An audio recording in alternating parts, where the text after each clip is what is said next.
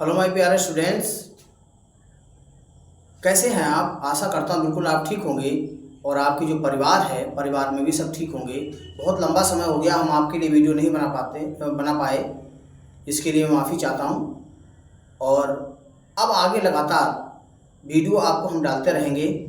छुट्टी का समय है, आप 15-20 मिनट की वीडियो जो है लगातार जो हम फिजिक्स की डाल रहे हैं वो आप लगातार देखते रहिए।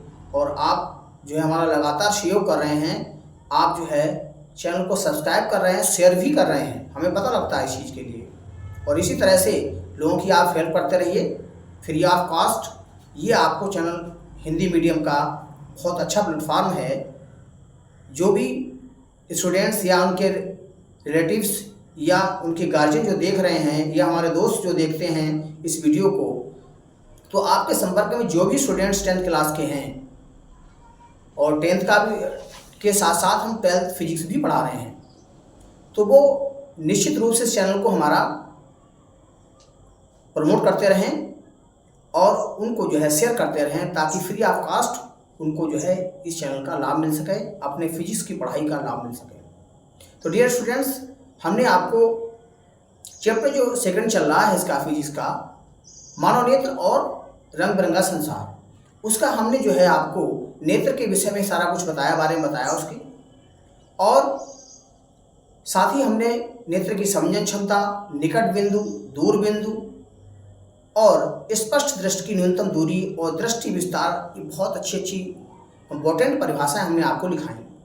डियर स्टूडेंट्स, ये परिभाषाएं इतनी अच्छी हैं और आसान भाषा हमने आपको लिखाया है, तो वो आप जरूर याद कर लें और आपने नोट्स भी बना लिए होंगे। कितनी आराम से हम पढ़ाते हैं, तो नोट्स बना सकते हो अच्छी तरह से। तो अब हम इसके आगे इसी चैप्टर में हम शुरू करते हैं। आगे जो आपकी दृष्टि दोष हैं उनके बारे में हम आपको बताते हैं। दृष्टि दोष क्या होता है, ध्यान दें।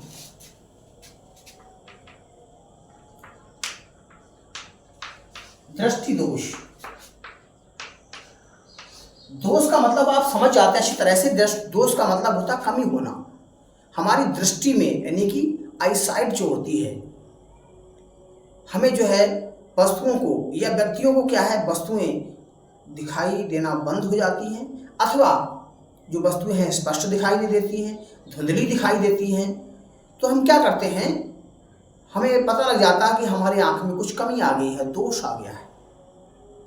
तो व्यक्तियों के द्वारा वस्तुओं का स्पष्ट दिखाई ना देना ही क्या कहलाएगा, दृष्टि दोष कहलाता है। और ये दृष्टि दोष कई प्रकार के होते हैं, उसमें हम आपको चर्चा करते हैं कि दृष्टि दोष कितने प्रकार के होते हैं, उनकी हम विस्तार से आपको जानकारी देंगे। तो देखते हैं क्या क्या दोष होते हैं, कितने प्रकार के होते हैं, तो हम ये बताते हैं। तो दृष्टि दोष आप समझ गए, किसी भी व्यक्ति को वस्तुओं का स्पष्ट दिखाई ना देना क्या कहलाएगा, उसकी दृष्टि में क्या है, दोष है, कमी आ गई। ये उम्र के कारण हो सकती है, किसी विटामिन की कमी वजह से भी हो सकता है, शारीरिक कमियों की वजह से भी हो सकता है, मानसिक टेंशन की वजह से हो सकता है। बहुत सारी जो है ऐसे रीजंस हैं जिनकी वजह से क्या है, ये दोष उत्पन्न हो सकते हैं। तो कौन कौन से दोष होते हैं वो ध्यान दीजिए। दृष्टि दोष के प्रकार, दृष्टि दोष के प्रकार देखिए। नंबर 1, निकट दृष्टि दोष, निकट दृष्टि दोष। दूसरा आपका है दूर दृष्टि दोष।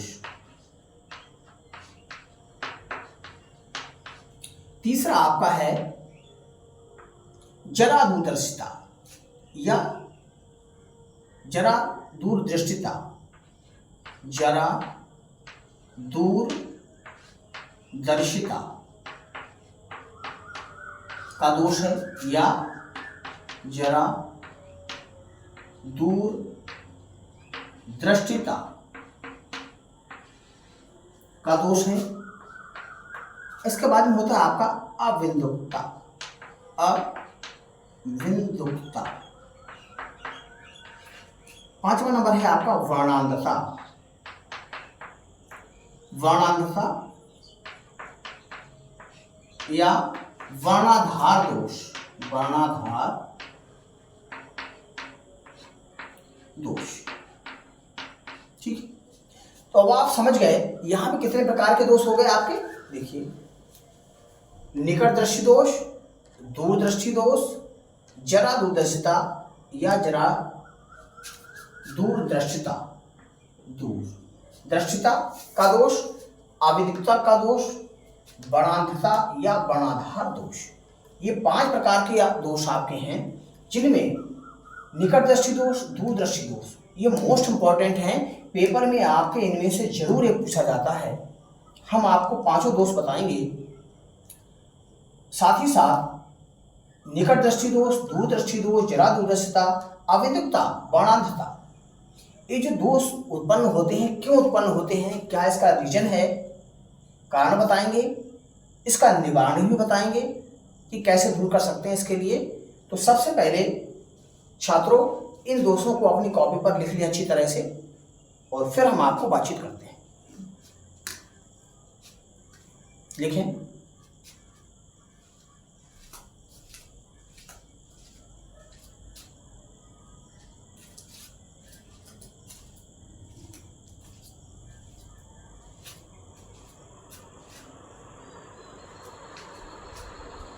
स्क्रीनशॉट ले लें इसका।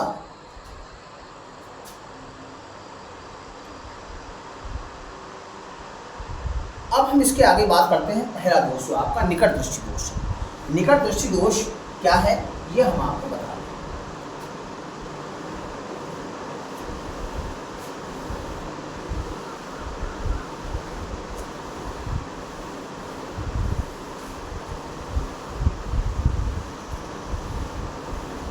ठीक है, तो पहला आपका है निकट दृष्टि दोष।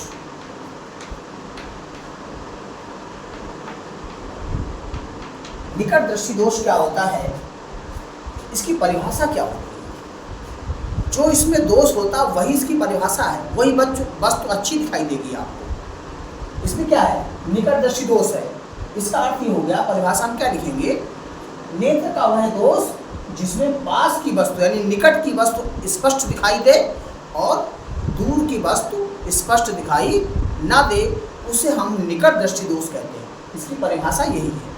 क्यों होता है ऐसा ये हम आपको बताएंगे। तो निकट दृष्टि दोष की परिभाषा क्या हो, नेत्र का वह दोष जिसमें निकट की यानी पास की वस्तु स्पष्ट दिखाई दे और दूर की अस्पष्ट दिखाई दे, उस दोष को हम निकट दृष्टि दोष कहते हैं। ठीक है, अब इसके कारण क्या क्या है, इस परिभाषा को आप लिख लेंगे अपनी कॉपी पर। कारण क्या क्या है, देखिए निकट दृष्टि दोष के कारण। कारण देखिए, नंबर 1 पहला कारण यह है, नेत्र गोलक का जो आकार है वो कैसा हो जाता है, बढ़ जाता है, या यूं कह लो उसकी वक्रता जो है, त्रिज्या जो है बढ़ जाती है, ये कह सकते हैं आप। नेत्र गोलक का आकार बढ़ जाता है, जिससे नेत्र लेंस की फोकस दूरी,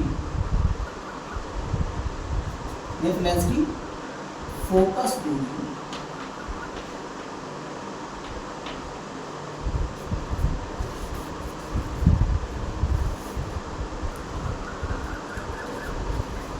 कम हो जाती है, फोकस दूरी कम हो जाती है।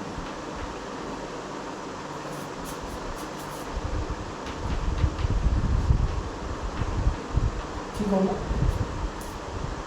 या हम नेत्र गोलक का आकार की जगह क्या कर सकते हैं, उसकी वक्रता बढ़ जाती है, जिससे उसकी फोकस दूरी क्या हो जाएगी, कम हो जाएगी, इसकी नेत्र लेंस की। एक कारण ये हो गया। दूसरा कारण क्या है,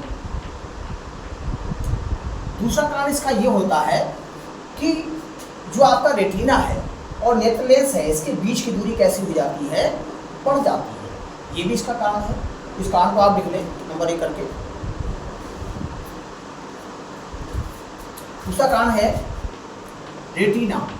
रेटिना क्या है? रेटिना एक ऐसा बिंदु होता है जहां पर वस्तुओं के प्रतिबिंब बनते हैं। तो रेटिना तथा नेत्र लेंस के बीच की दूरी बढ़ जाती है। ये दो कारण इसके हैं। आकार बढ़ गया उसका, ठीक है, जिसके कारण फोकस दूरी कम हो गई। ठीक, अब फोकस दूरी कम हो जाएगी तो पास की वस्तु स्पष्ट दिखाई देगी। रेटिना तथा नेत्र लेंस के बीच की दूरी बढ़ जाती है। ये दो कारण इसके हो गए। अब इसका हम क्या बताते हैं आपको, एक चित्र के द्वारा बताते हैं कि किस तरह से इसमें जो है वो निकट की वस्तु हमें स्पष्ट दिखाई देती है। क्या कारण है इसका? कारण तो हमने बता दिए, लेकिन चित्र के द्वारा हम आपको बताते हैं कि किस तरह से ये दोष उत्पन्न होता है। तो देखिए, इसका हम चित्र आपके सामने देखो बनाते हैं कारण का, फिर निवारण बताएंगे इसका। देखिए, ये आपका नेत्र लेंस है, सॉरी नेत्र गोलक।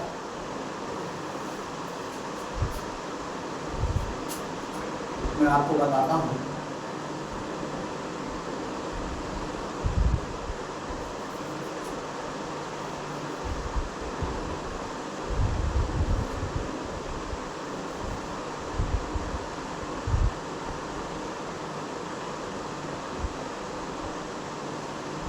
ये नेत्र लेंस है और ये आंख का उभरा हुआ भाग है, कार्निया जिसे हम बोलते हैं। ये आपका रेटिना है जिस पर वस्तुओं के प्रतिबिंब बनते हैं।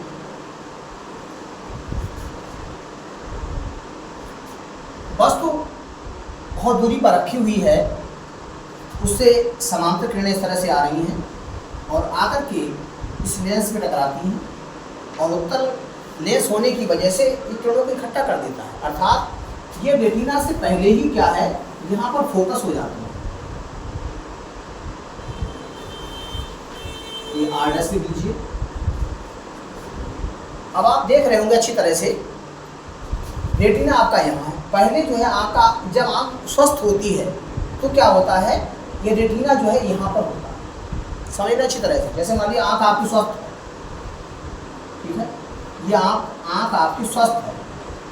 ऐसी स्थिति में जो प्रतिबिंब बनेगा वो रेटिना यहाँ होता है, यहाँ पर बनेगा, ये यहाँ फोकस होगी, ठीक है। अब क्या हुआ, इसका आकार बढ़ गया ऐसे।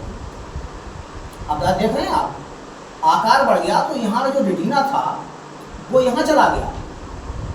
रेटिना तो आँख के साथ ही रहेगा, लेकिन जो किरणें आ रही थी वो क्या है, आकार बढ़ने की वजह से ये फोकस यहीं पे हो रही, अर्थात रेटिना बाहर चला जाता है और प्रतिबिंब उससे पहले ही बन जाता है।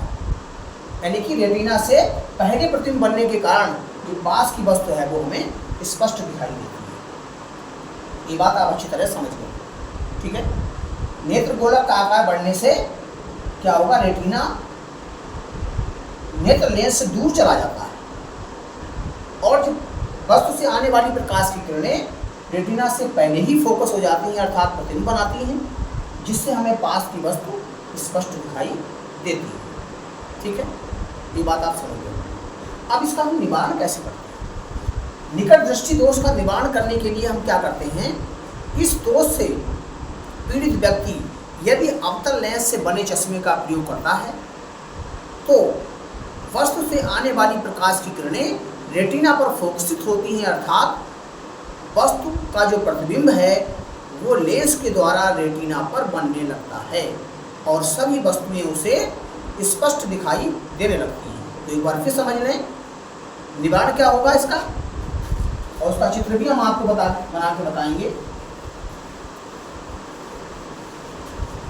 ये तो कारण हुआ इसका निवारण कैसे करें?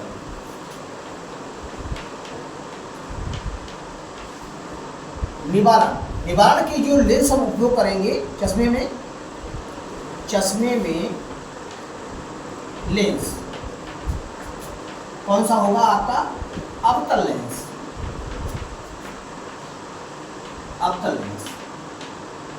ठीक है, तो उसको हम कैसे कह सकते हैं?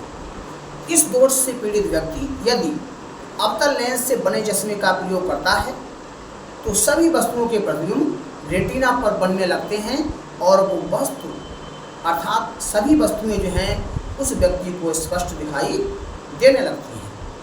इस तरह से इसका हम निवारण कर सकते हैं। ठीक है, अब इसका चित्र कैसे बनता है देखिए। ये तो आपको पता लग गया कि यहाँ पर अवतल लेंस का यूज करेंगे, तो देखिए कैसे करते हैं। पहले जो नेत्र बनाते हैं आपका, नेत्र गोलक हो गया,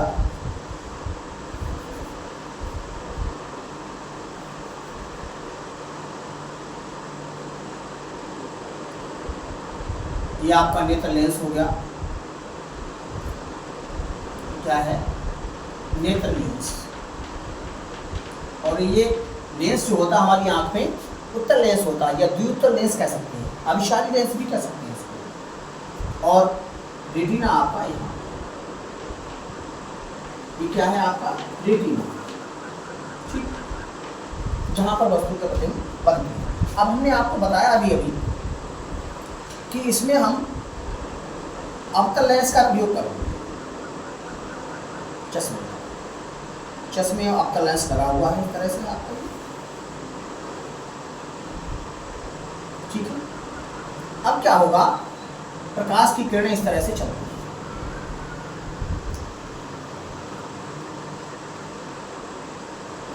ठीक हो, समांतर चलेंगी। और अवतल लेंस की विशेषता होती है किरणों को फैलाता है, अर्थात ये सीधी ना जाके थोड़ी सी फैलती है, यहीं से फैलेंगी।